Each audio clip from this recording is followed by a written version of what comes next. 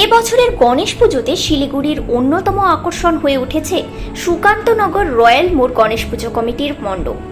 টাকার নোট দিয়ে তৈরি এই অভিনব মণ্ডপ ইতিমধ্যেই দর্শনার্থীদের আকর্ষণের কেন্দ্রবিন্দুতে পরিণত হয়েছে। পুজোর প্রথম দিন থেকে মানুষের ঢল নামছে মণ্ডপে।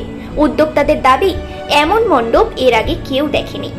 মণ্ডপটি তৈরি করতে লেগেছে প্রায় 1.5 মাস, তবে পরিকল্পনার কাজ শুরু হয়েছিল 3 মাস আগে। সিদ্ধিদাতা গণেশের মূর্তিটিও নজর কেড়েছে, যা শিলিগুড়ির কুমোরটুলি থেকে নির্মিত। মণ্ডপ, সজ্জা ও প্রতিমার অভিনবত্বে মুগ্ধ দর্শনার্থীরা, যা এই পুজোকে আরও জনপ্রিয় করে তুলেছে। Bureau report, news prime Times.